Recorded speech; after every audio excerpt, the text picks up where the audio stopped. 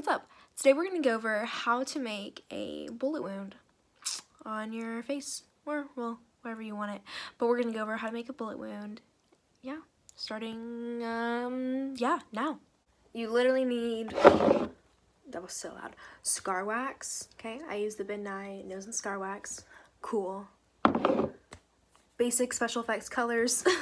I'm using the Skin Illustrator on set palette, you know, just like some nasty colors like this. Blood, aged blood, bruised tone, black. I'm pinching my finger. Ah. That's what you need. And then just get some brushes. I have some brushes in here. Literally just cheap brushes from the art store, like paint brushes. And then I need an activator. My activator. Oh, it's in here. I reorganized recently, and so now I forget what stuff is. I literally have like the smallest drop of the activator because the person who ordered me some more is being quarantined right now because, you know, corona. So it's gonna be a while until I get that, which is okay. Safety first. But okay, what we're gonna do. So I literally want to say I'm a genius, okay?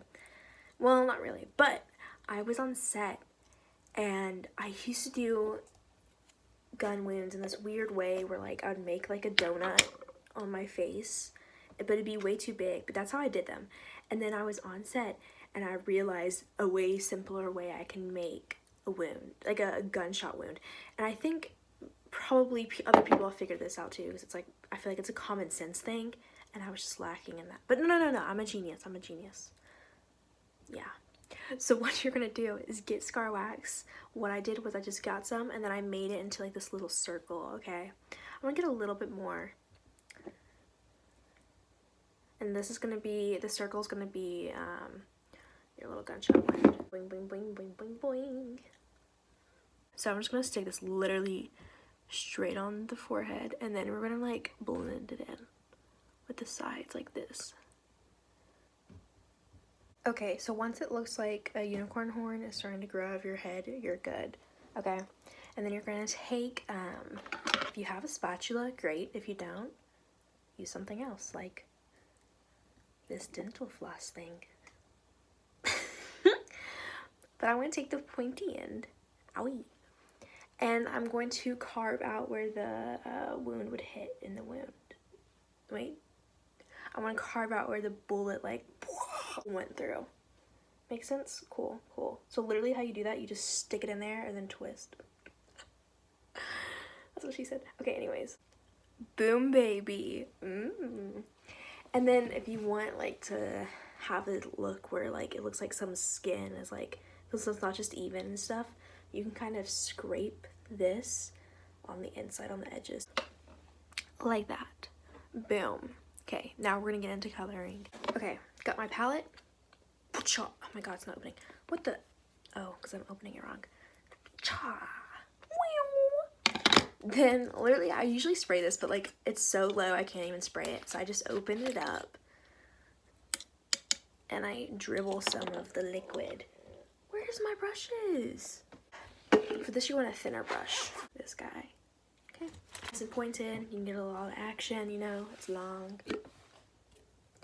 So I'm gonna stick this in here, wet the brush, and then I'm going to put it on the paint I want to use. So I'm going to use aged blood first, okay? Aged blood is going to go on the inside, a little bit on the outside, you know, here, there, a little bit of everywhere. That's what's good about aged blood. You kind of just stick it wherever and it looks nice, sort of. So let's do that.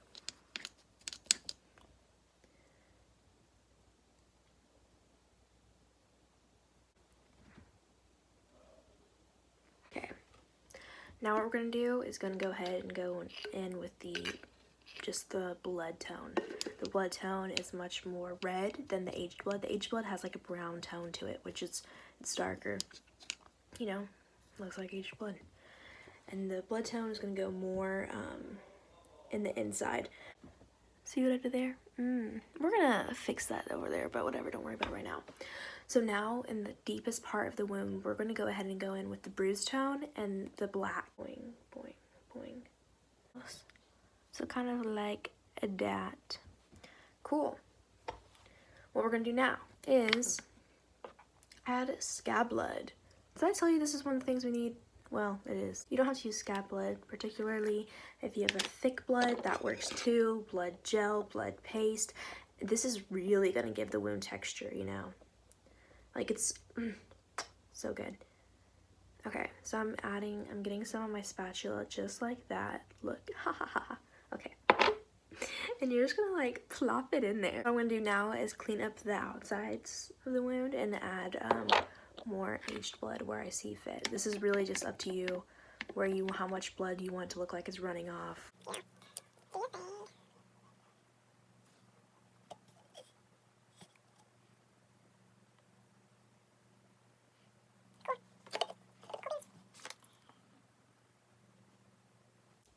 And then what you can do is add some runny blood. So my runny blood is from somewhere. I did not make it.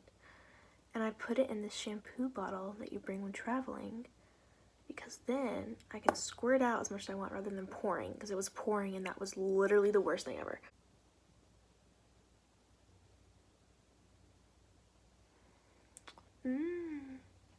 Bloody. Oh, fudge. But, okay. Y'all, working with blood is scary. You don't know where you're gonna get it. Here is the finished look. Ouchie, bullet wound. Pretty easy, pretty fun, good skill to have under your tool belt. If you liked this video, let me know. If this was helpful, let me know. If it wasn't, let me know why. And I can fix it for you. Thanks for watching. Like this video, give it a thumbs up. Yeah, bye.